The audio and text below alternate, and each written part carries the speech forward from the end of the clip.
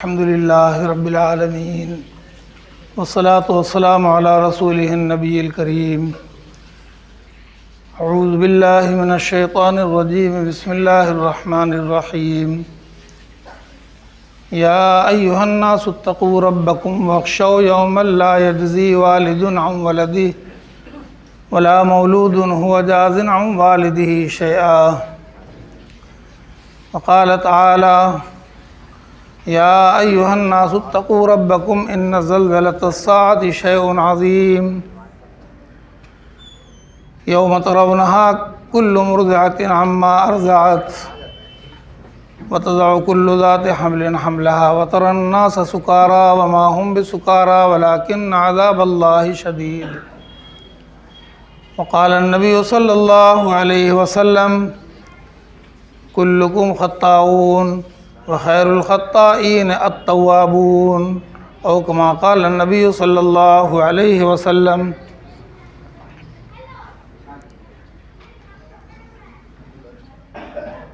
قرآن پاک کی جن آیتوں کو پڑھا گیا ہے اس میں اللہ رب العزت نے اپنے بندوں کو آخرت کا یقین اور آخرت کا خوف دلایا ہے۔ اللہ تعالیٰ کا ارشاد ہے کہ اے لوگو اس دن سے ڈرو، اپنے پروردگار سے ڈرو اور اس دن سے ڈرو جس دن کوئی باپ اپنی اولاد کو کوئی بدلہ نہیں دے سکے گا اور نہ کسی اولاد کو اس بات کی اجازت ہوگی کہ وہ اپنے باپ کو کچھ بدلہ دے سکے۔ بے شک اللہ تعالیٰ کا وعدہ سچا ہے۔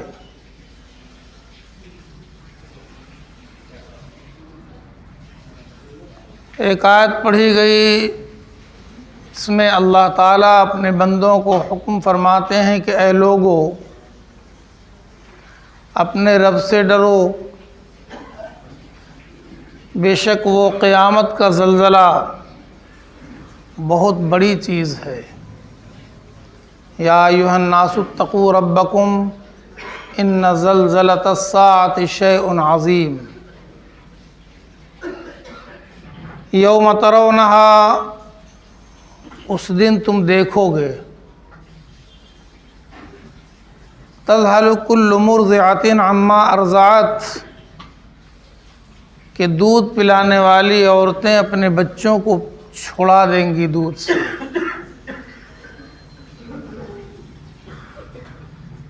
وتضع کل ذات حمل حملها، اور جس عورت کے پیٹ میں بچہ ہوگا اس دن کی دہشت کی وجہ سے وہ بچہ پیٹ سے گر جائے گا۔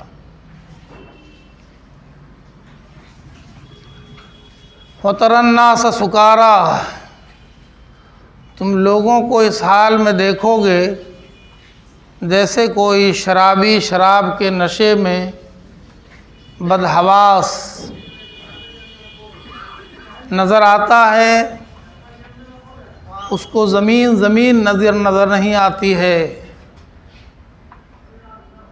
فرمایا کہ ہر انسان کا نقشہ یہی ہو جائے گا جیسے وہ بدحواس ہو گیا۔ وما ہم بسکارا، حالانکہ وہ نشے میں نہیں ہوں گے، ولیکن عذاب اللہ شدید، لیکن چونکہ وہ اللہ کے عذاب کا دن ہوگا اور وہ بڑا سخت دن ہوگا، اس کی وجہ سے سارے انسانوں کا یہ حال بن جائے گا۔ ایک حدیث پڑھی گئی ہے، اللہ کے نبی پیارے صلی اللہ علیہ وسلم نے ارشاد فرمایا کہ تم میں سے ہر آدمی غلطی کرنے والا ہے، کلکم خطاؤون، تم میں سے ہر ایک سے غلطیاں ہوتی ہیں اور ہو سکتی ہیں، لیکن غلطی کرنے والوں میں بہترین انسان وہ ہے جو توبہ کرنے والا ہو۔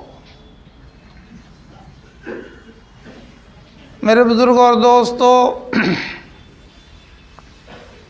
ہماری زندگی کا اعتدال اس بات پر قائم ہے کہ ہم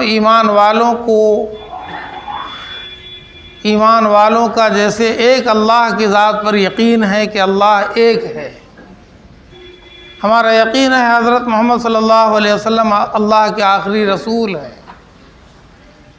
ہمارا یقین پچھلے سارے نبیوں پر ہے، ہمارا ایمان پچھلی کتابوں پر بھی ہے، قرآن پاک پر بھی ہے، ہمارا ایمان سارے فرشتوں پر بھی ہے۔ اسی طرح ہمارا یقین آخرت کے دن پر بھی ہے۔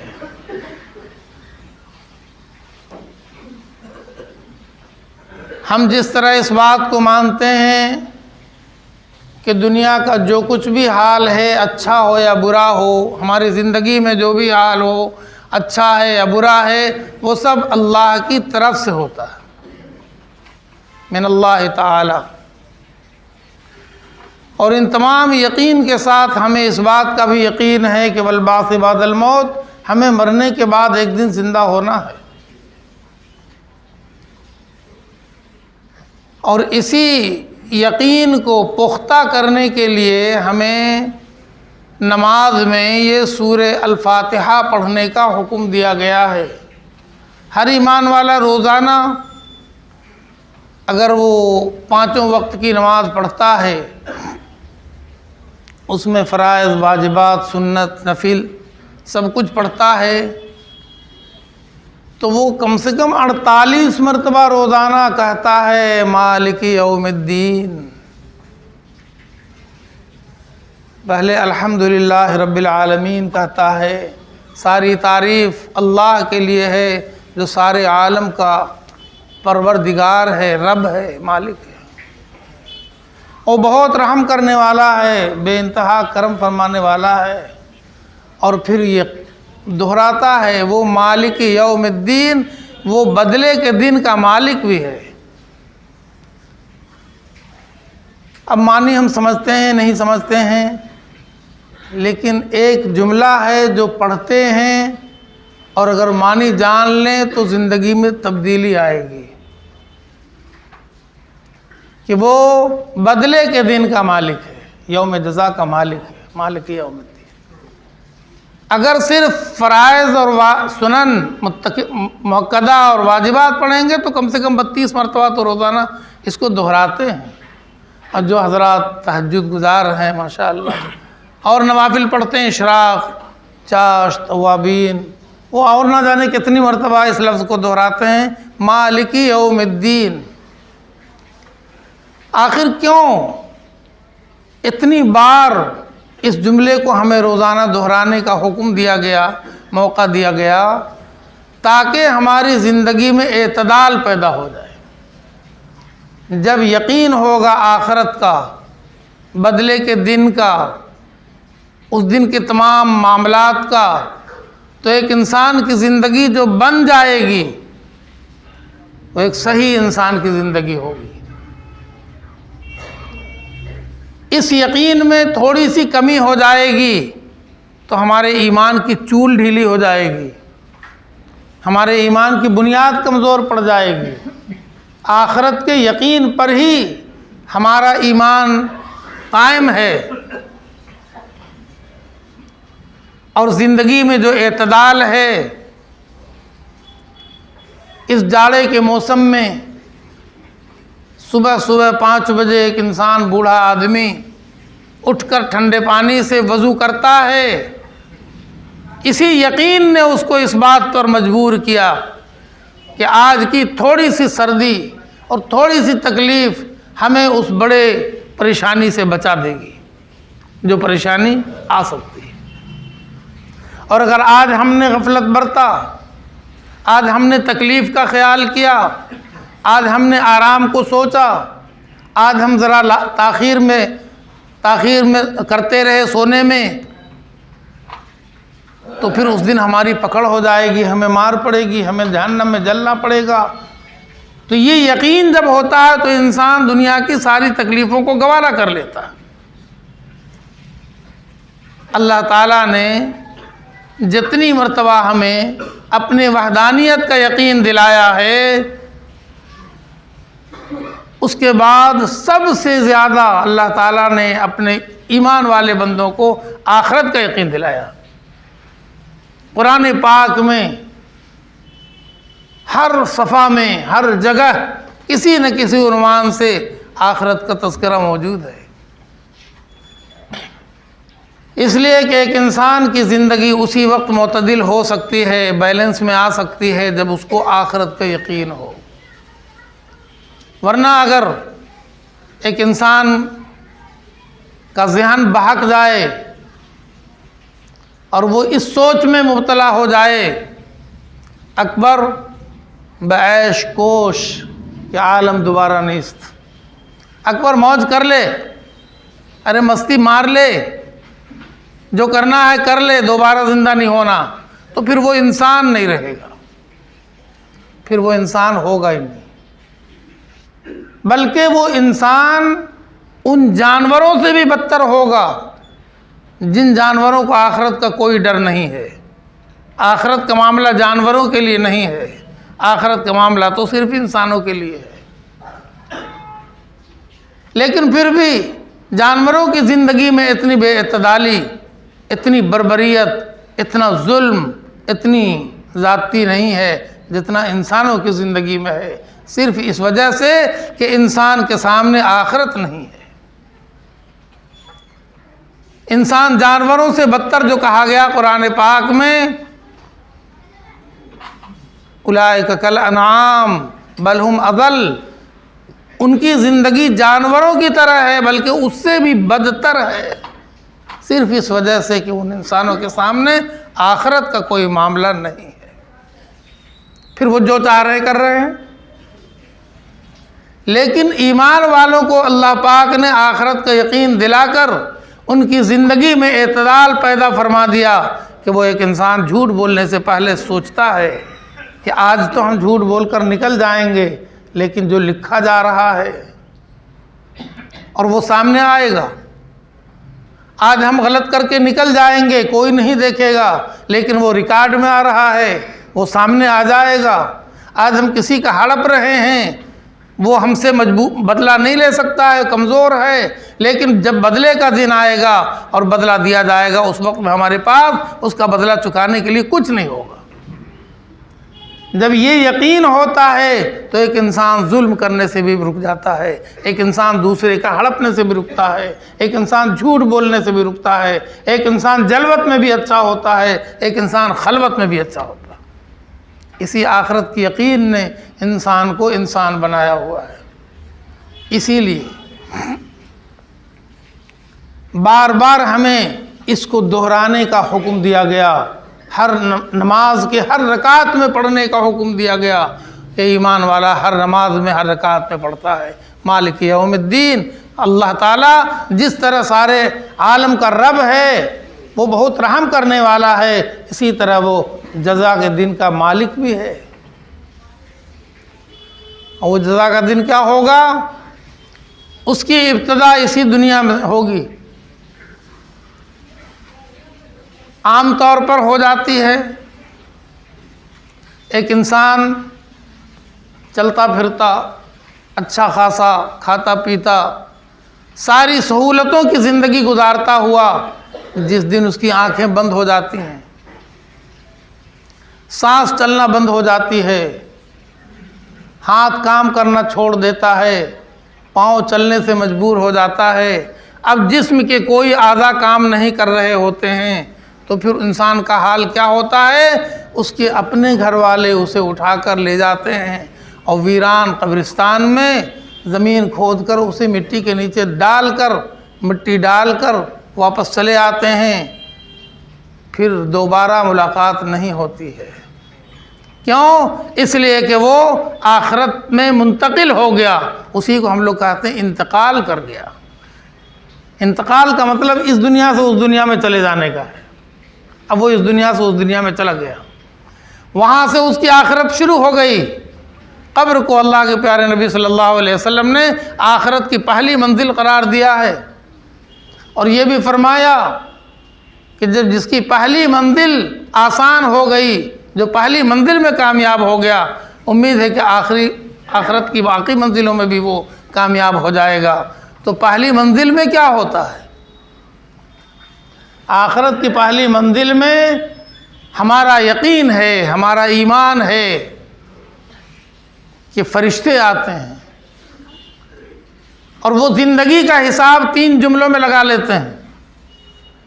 تم نے جو زندگی گزاری، اپنی بڑے مزے کی زندگی گزاری، اللہ کی بے شمار نعمتیں تمہیں ملی ہوئی تھیں، اللہ نے اپنی کسی نعمت کو تم سے کم نہیں کیا بلکہ اور بڑھاتے رہے، اور تم اللہ کی نعمتوں کا استعمال کرتے رہے۔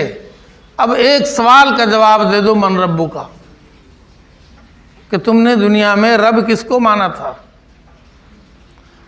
اسی من ربکا کا جواب ہمیں روزانہ ہر نماز میں پڑھنا ہے، الحمدللہ رب العالمین۔ جو روزانہ نماز پڑھتا ہے، نماز کے ہر رکعت میں اللہ کی تعریف اس انداز میں کرتا ہے، الحمدللہ رب العالمین، ساری تعریف اللہ کے لیے، وہ کیوں نہیں جواب دے گا قبر میں کہ ربی اللہ، میرا رب تو اللہ ہے؟ ہم تو روزانہ صبح سے لے کر شام تک اور رات میں دن میں ہر وقت ہم الحمدللہ رب العالمین کہتے رہے، اس کے منہ سے نکلے گا ربی اللہ، کامیاب۔ اور اگر نماز نہیں پڑھے گا، یہ مشاقی نہیں ہوئی، الحمدللہ رب العالمین کا جملہ منہ پر نہیں چڑھا، ہم نے دنیا کی ہر ایک چیز کو خدا نخواستہ ربوبیت کا درجہ دے رکھا، دنیا کی ہر ایک چیز پر ایسا یقین ہے کہ اس کے بغیر کیا ہوگا، اس کے بغیر کیسے ہوگا، اس کے بغیر کیسے ہوگا۔ عورت سوچتی ہے مرد کے بغیر کیا ہوگا، کیسے ہوگا، بچے سوچتے ہیں باپ کے بغیر کیا ہوگا، انسان سوچتا دکان کے بغیر کیا ہوگا، انسان سوچتا اس کے بغیر اس کے بغیر کیا ہوگا، ایک بار بھی ذہن میں نہیں آتا کہ اللہ کے بغیر کیا ہوگا۔ اس کے منہ سے کیسے نکلے گا ربی اللہ؟ یہ ربی اللہ تو اس کے منہ سے نکلے گا جو روزانہ نماز پڑھتا ہے اور نماز کے ہر رکعت میں الحمدللہ رب العالمین پڑھتا ہے، اس کے منہ سے نکلے گا ربی اللہ، میرا رب اللہ ہے۔ اسی مشاقی کے لیے تو نماز دی گئی نا۔ فرشتہ دوسرا سوال کرے گا، ما دینوں کا، تمہارا دین کیا تھا، تمہاری زندگی کا طریقہ کیا تھا؟ زندگی تو سب گزارتے ہیں، تم نے کسی خاص طریقے پر زندگی گزارا تھا یا اپنی منمانی پر زندگی گزارا تھا، یا تم نے کسی اور کو دیکھ کر اس کے طریقے کو اپنایا تھا زندگی میں؟ آج اس کا خلاصہ کرنا ہے۔ یہ بہت بڑی بات ہے۔ لوگ سمجھتے اس میں کیا ہے، اس میں کیا ہے، اس میں بہت کچھ ہے۔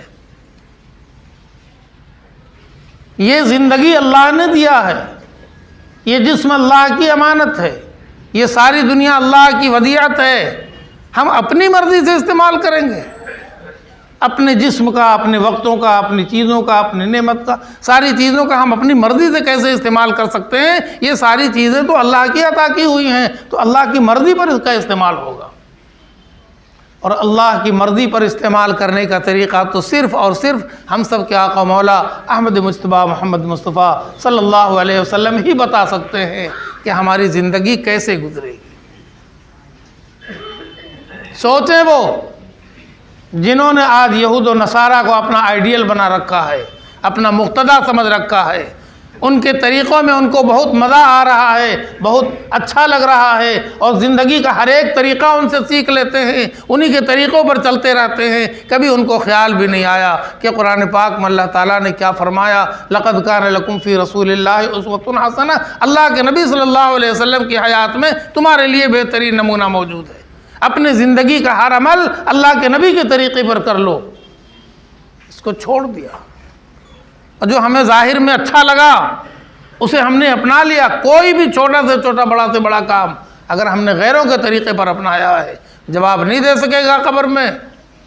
جب فرشتہ پوچھے گا ما دینوں کا، تمہارا دین کیا تھا، تمہاری زندگی کا طریقہ کیا تھا، بتا نہیں سکے گا کہ اللہ کے نبی صلی اللہ علیہ وسلم کا طریقہ اسلام ہماری زندگی میں تھا۔ صرف نماز نہیں، نماز کے علاوہ زندگی کا ہر عمل ہمیں اس بات کی کوشش کرنی چاہیے کہ اللہ کے نبی صلی اللہ علیہ وسلم کے نمونے کے مطابق ہو جائے، تب جواب بن جائے گا، جواب نکل جائے گا منہ سے، دینی الاسلام، ہمارا طریقہ تو اسلام کا تھا، ہم تو ہر ایک عمل میں اسلام کو فالو کرتے تھے، اسلام کے بتائے ہوئے نقش قدم پر چلتے تھے، کامیاب ہو جائے گا۔ پھر وہ اللہ کے نبی صلی اللہ علیہ وسلم سے تعلق پوچھے گا فرشتہ، جانتے ہو، پہچانتے ہو؟ سوچ لیں، آج جس بندے نے اللہ کے نبی صلی اللہ علیہ وسلم کا نام تک صحیح لینا گوارا نہیں کیا، بہت سے لوگ ہیں جن کے زبان پر کلمہ لا الہ الا اللہ محمد رسول اللہ صحیح طریقے پر چڑھتا نہیں ہے، انہوں نے کوشش نہیں کیا، وہ کیا جواب دے سکیں گے؟ ہمیں تو ہر وقت اپنے نبی کا خیال رہنا چاہیے، ہمیں تو اس بات کی فکر ہونی چاہیے کہ ہمارے کسی عمل میں نبی صلی اللہ علیہ وسلم کی مخالفت نہ ہو، آپ کے بتائے ہوئے طریقے سے ہم ذرا سا بھی بھٹکے نہیں۔ جو اس فکر میں رہے گا، کوشش کرے گا، تو وہ تو ضرور جواب دے گا کہ وہ تو اللہ کے پیارے نبی صلی اللہ علیہ وسلم، ہم تو انہی کی امت ہیں۔ آخرت کا پہلا مرحلہ قبر سے شروع ہوتا ہے، بس انہی سوالوں کے جواب کے بعد سے آخرت کا مرحلہ شروع ہو گیا۔ اب یا تو وہ قبر جنت کے باغ میں سے کوئی باغ بن جائے، جنت کی ہوائیں آنے لگ جائیں، جنت کی خوشبوئیں آنے لگ جائیں، جنت کی نعمتیں دکھائی پڑنے لگ جائیں، جنت کی راحتیں آنے شروع ہو جائیں، یا پھر وہ جہنم کا ایک کمرہ بن جائے۔ یہ اسی دنیا کی زندگی کے اوپر منحصر ہے کہ دنیا کی زندگی جیسی انسان گزارے گا، آخرت میں پہلی منزل جو قبر آئے گی وہ اس انداز کی ہوگی۔ پھر اس کے بعد ایک وقت ایسا آئے گا کہ ساری دنیا توڑ پھوڑ دی جائے گی۔ یہ یقین آخرت کا، یہ یقین قیامت کا قرآن پاک میں بار بار اپنے ماننے والوں کو دلایا گیا ہے، لیکن لوگ دماغ جو سائنس کا دماغ رکھتے ہیں، جو اوپر اوپر سوچتے ہیں، وہ بہکتے ہیں۔ ایمان تو مان لینے کا نام ہے، یہ مان کہ ایسا ہوگا، کچھ نہ سوچ۔ اب تو وہ سائنس والے بھی ماننے لگے، قیامت کا یقین ان کو بھی ہونے لگا کہ ایسا ہوگا، یہ سیارے ٹکرا جائیں گے، ستارے ٹوٹ پھوٹ جائیں گے، زمین ختم ہو جائے گی، تو پھر آنکھوں سے دیکھ کر ماننے کا کوئی اعتبار تو نہیں ہوگا۔ آج جب قرآن کہتا ہے تو ایمان والے تو قرآن کو پڑھ کر مان لیں گے۔ وَتَكُونُ السَّمَاءُ كَالْمُهْلِ، آسمان تو پگھلا ہوا ہو جائے گا، پگھل پگھل کر گرے گا، جیسے موم بتی کا پگھل جلنے کے بعد موم بتی پگھل جاتی ہے اور اس کا وہ گرتا ہے، آسمان ایسے گرے گا۔ وَتَكُونُ الْجِبَالُ كَالْعِهْنِ الْمَنْفُوشِ، اور یہ بڑے بڑے اونچے اونچے پہاڑ جو آج تفریح گاہ بنا ہوا ہے، لوگ ٹہلنے گھومنے اور نام روشن کرنے اخباروں میں چھپنے کے لیے جاتے ہیں کہ ہم فلاں پہاڑ پر فلاں پہاڑ پر فلاں، وہ پہاڑ بھی روئی، دھنے ہوئے روئی کی طرح سے اڑے گا ہوا میں، ایسا چور ہو جائے گا۔ وَأَخْرَجَتِ الْأَرْضُ أَثْقَالَهَا، زمین کے اندر جتنے خزانے چھپے ہوئے ہیں، جتنے بوجھ ہیں انسان آج تک پہنچ نہیں پایا ہے، وہ سب اگل دے گی، سب باہر نکال دے گی۔ قرآن پاک میں جا بجا قیامت کا ذکر آتا ہے، اتنا ہولناک منظر ہوگا جس کا تذکرہ آپ نے ابھی سنا قرآن پاک کی آیت میں، کہ وہ عورت جو دودھ پلا رہی ہوگی وہ بچے کو پھینک دے گی. جس عورت کے پیٹ میں بچہ ہوگا وہ گرا دے گی، حمل گر جائے گا اس کا، لوگ اپنے ہوش میں نہیں ہوں گے. آج جب بڑے بڑے حادثات ہوتے ہیں دنیا کے اندر، زمین کا کھسکنا، پہاڑوں کا ٹوٹنا، زمین کا پھٹ جانا، بڑی بڑی عمارتوں کا ہل جانا، تب تھوڑی دیر کے لیے انسان ڈرتا ہے، لیکن وہ صرف اس لیے ہوتا ہے کہ انسان کا یقین پختہ ہو جائے کہ جس طرح آج چند سیکنڈ یہ کام ہوا ہے وہ تو مستقل ہو جائے گا، اور ساری دنیا تہس نہس ہو کر رہ جائے گی. اور پھر اس کے بعد جتنے انسان دفن ہو چکے، مر چکے، کھپ چکے، ختم ہو چکے، اللہ تعالیٰ سب کو دوبارہ زندہ کرے گا. اور دوبارہ زندہ کرنے کی طاقت اللہ کو ہے. انسان سوچتا ہے کہ ہڈی تو مٹی بن جائے گی، ہوا میں اڑ جائے گی، پھر کیسے ہوگا؟ اللہ تعالیٰ نے قرآن پاک میں جا بجا اس کا جواب عطا فرمایا ہے کہ تم اپنے وجود پر غور کر لو. آج جو ماشاءاللہ یہ ڈیل ڈول نظر آ رہا ہے تمہارا، کیا اسی طرح تم تھے؟ تمہاری ابتدا کہاں سے ہوئی ہے؟ ایک ناپاک گندے پانی کے قطروں سے، جس کو تم برداشت نہیں کر سکتے، کپڑوں پہ، جسم پہ دھوتے ہو. اسی ناپاک قطرے سے ہم نے تمہارا وجود بنایا. آج تم اپنے وجود پر خوش ہوتے ہو کہ ہم بڑے اچھے ہیں. کس نے بڑا اچھا بنایا؟ وہ کہتا ہے ہم نے تمہیں احسن تقویم میں پیدا کیا، پھر ہم تمہیں ختم کر دیں گے، چور چور کر دیں گے، ہواؤں میں اڑا دیں گے، اور پھر اللہ کی طاقت سے وہ ساری ہڈیاں، وہ سارے ذرات، وہ سارے جنین جمع ہو جائیں گے، اور پھر انسان اٹھے گا اور اللہ کے سامنے حاضر ہوگا.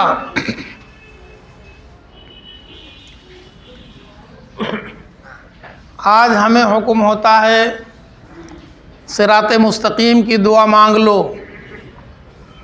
اے اللہ ہمیں صراط مستقیم پر چلا دیجئے، سیدھے راستے پر چلا دیجئے.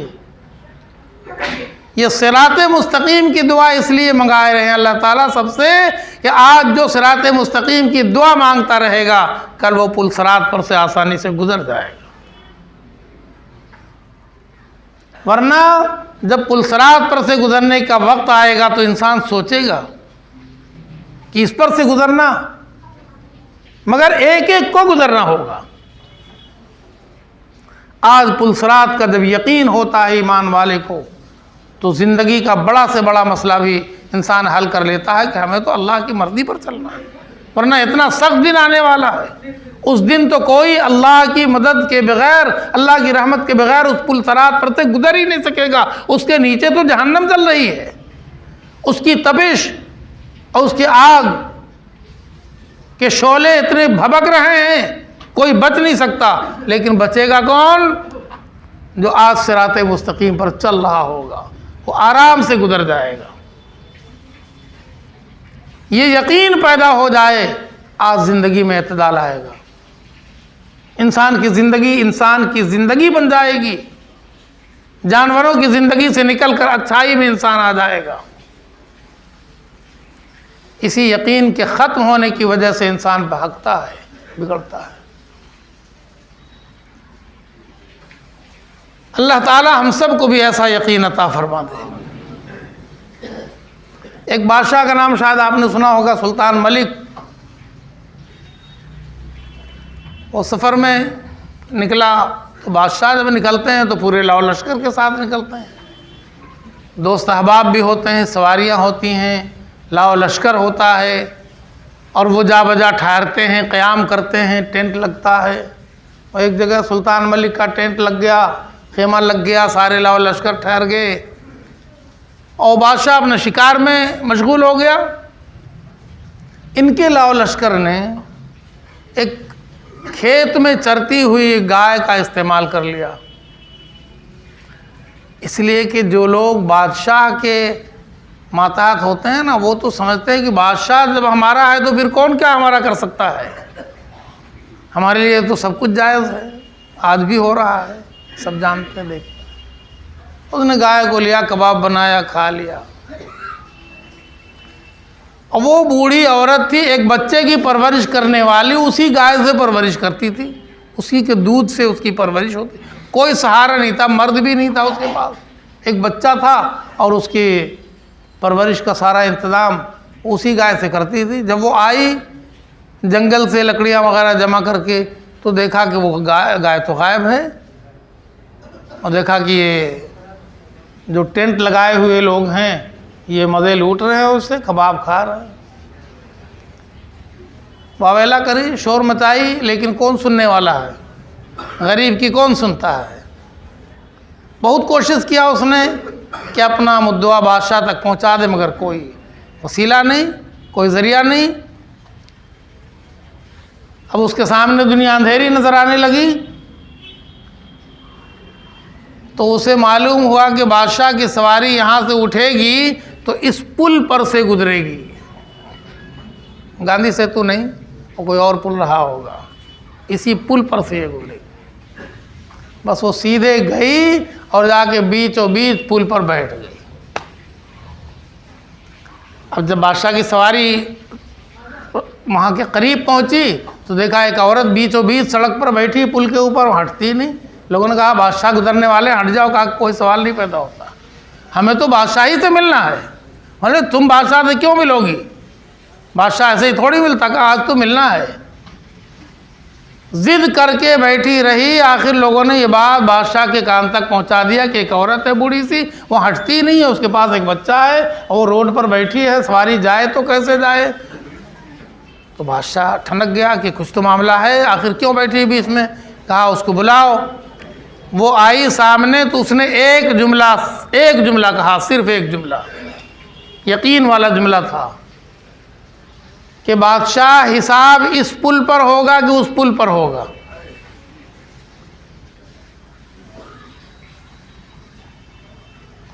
وہ سوچ میں پڑ گیا۔ انہوں نے کہا اماں بتاؤ ہوا کیا؟ کہا میرا یہ بچہ ہے، ہم اس کی پرورش کرتے تھے، ایک گائے میرے پاس تھی، آپ کے لشکر نے اس کا استعمال کر لیا، کباب بنا لیا۔ اب بولیے اس کا حساب، یہ پرورش اس بچے کی ہم کیسے کریں گے؟ یا تو حساب کرو اس پل پر، ورنہ تیار رہو اس پل کے لیے۔ بس یہی کہنے کے لیے میں تھی۔ ایک دم سے کانپ گیا بادشاہ، فوراً اس نے سواری کو روکا اور کہا کہ میرے جانے سے پہلے تمام اچھی اچھی گائیں جہاں پر وہ بادشاہ کی پل رہی ہیں، ان میں 70 گائیں اٹھا کر اس عورت کو دیا جائے۔ 70 گائیں اس نے دے لیا، تب جا کر اس کی سواری چلی۔ یہ آخرت کا یقین تھا، اس عورت نے ایک جملے میں اس کو آخرت کا یقین دلا دیا، بچ گیا، ورنہ یہ حساب تو اس پل پر ہو جاتا۔ انہوں نے کہا کہ اس پل پر حساب دینے کا اور جواب دینے کی ہمارے پاس سکت نہیں ہے، اماں ہم تو حساب یہی کریں گے، اور یہاں کر دیا اس نے۔ خدا کی قسم ایمان والے کا ایسا یقین بن جائے تو اس دنیا میں کوئی کسی کا حق نہیں مارے گا۔ آج جتنی حقوق تلفی ہو رہی ہے اسی بنیاد پر تو ہو رہی ہے کہ کون پوچھنے والا ہے۔ آج تو ہم طاقت والے ہیں، یہ ہم سے بدلہ نہیں لے سکتا، لیکن کل ہم طاقت والے نہیں ہوں گے، کل تو طاقت والی ذات اللہ کی ہوگی۔ حساب تو زندگی کے ایک ایک عمل کا ہوگا۔ ایک اللہ والے گزرے ہیں، شاید نام سنا ہوگا، شیخ حمید الدین۔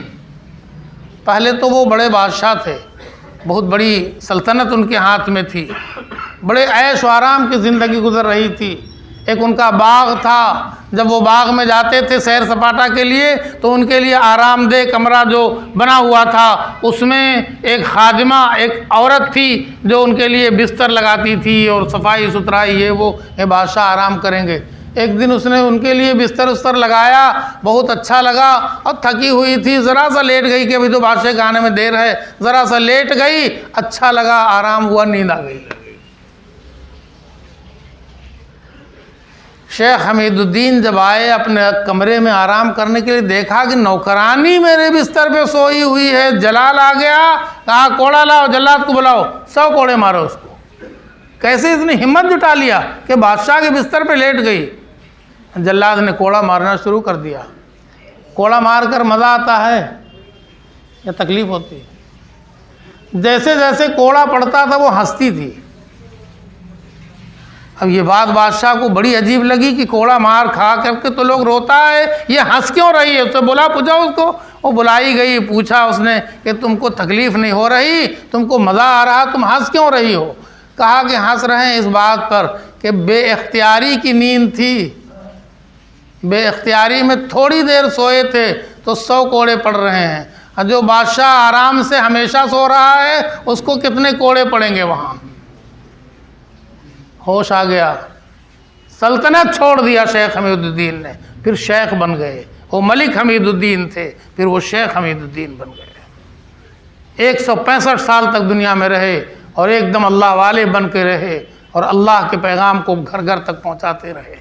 یہ اسی یقین نے کہ آج دنیا میں جو کچھ بھی ہو رہا ہے اس کا حساب کتاب آخرت میں بھی ہوگا، اس نے انسان کی زندگی کو بدل دیا، کایا پلٹ ہو گئی۔ اللہ تعالی ہم سب کو ویسا ہی یقین عطا فرمائے۔ وآخر دعوانا الحمدللہ رب العالمین۔